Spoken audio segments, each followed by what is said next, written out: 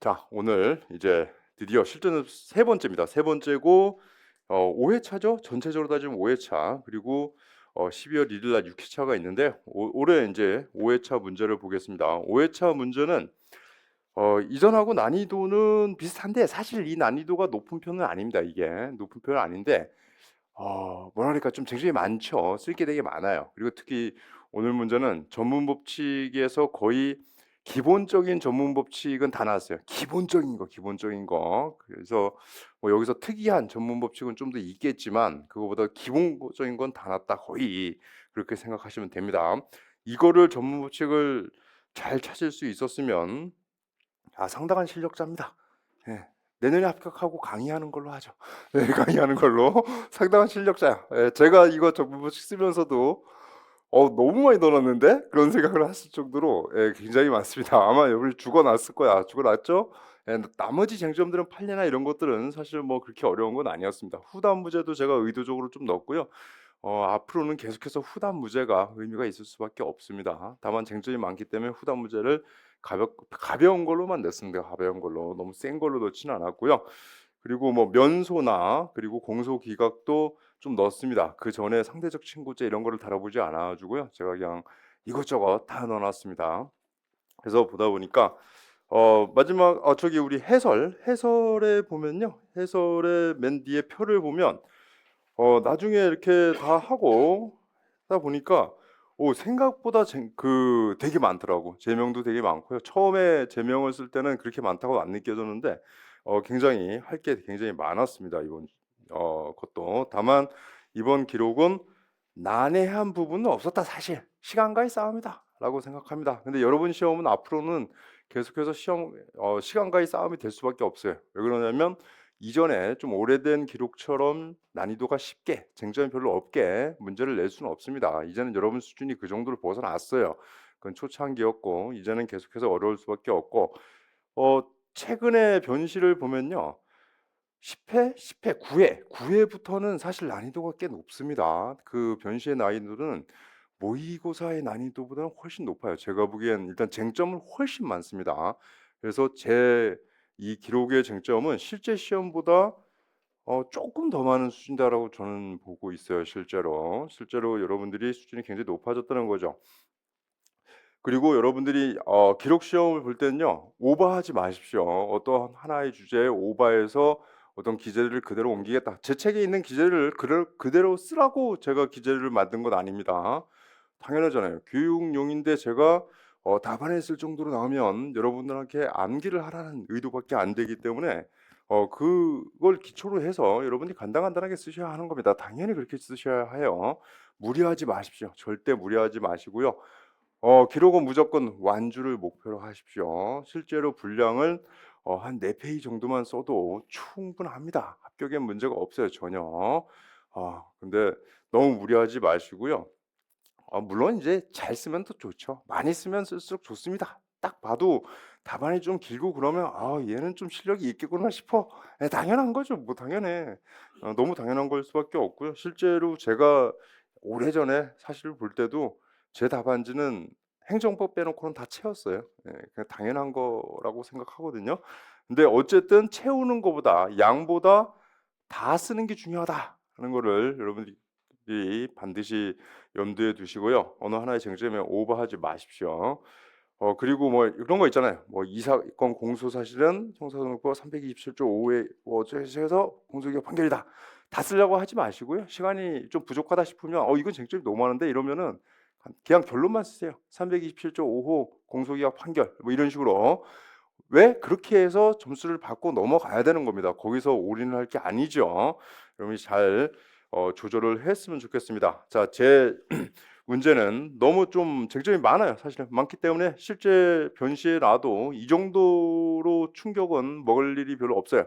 그러니까 너무 걱정하지 마시고요. '여기서 연습을 한다.'라고 생각하시고 좀 더 '쉬운 시험을 보겠다.'라는 생각으로 가시면 되겠습니다.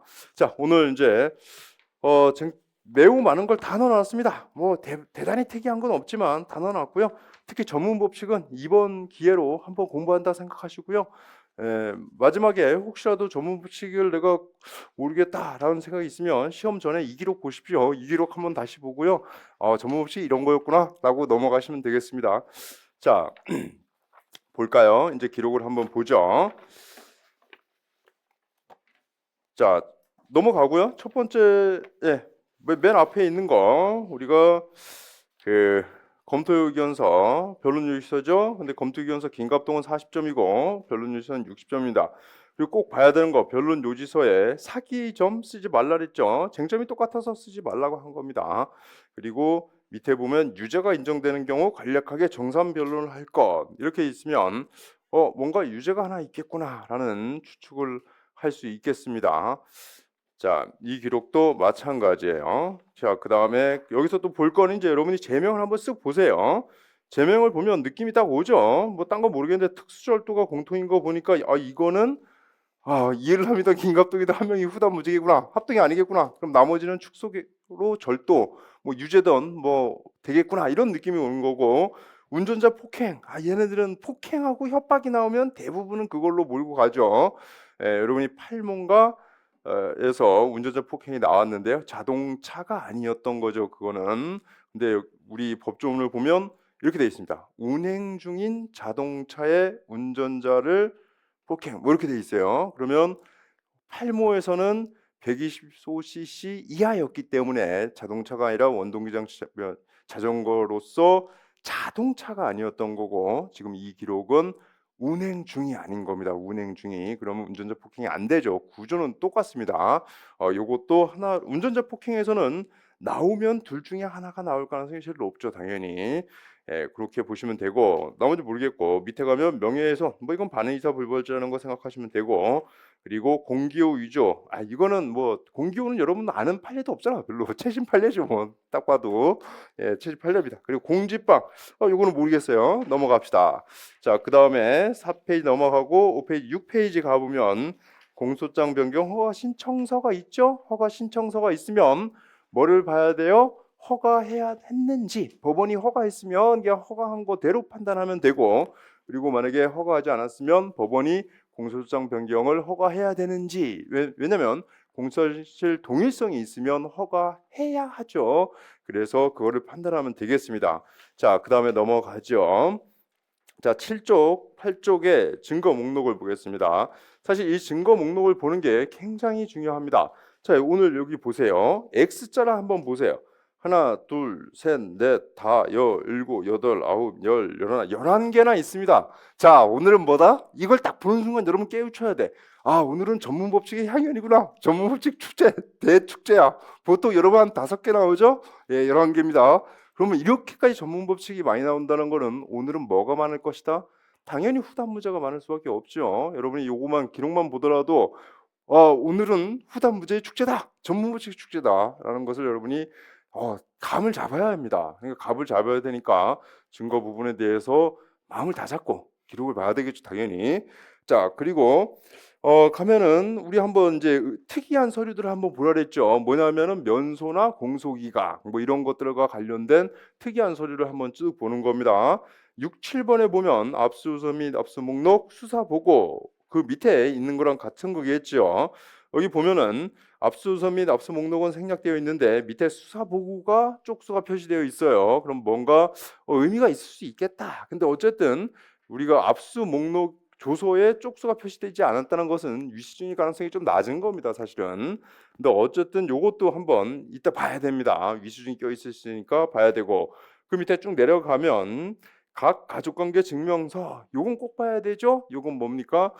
둘 중에 하나입니다. 보통은 둘 중에 하나다. 첫 번째 상대적 친고죄, 두 번째가 뭐다?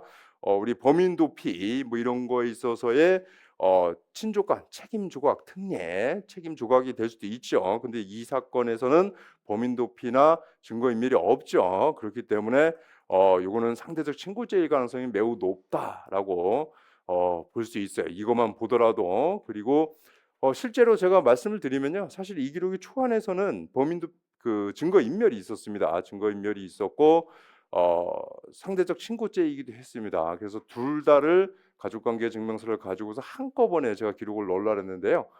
두 개를 한꺼번에 넣으려니까 제가 의도했던 거와 달리 큰 문제가 발생하더라고. 그래서 제가 급히 범인도 증거인멸을 뺐어요. 너무나 넣고 싶었거든 정말로. 그런 겁니다.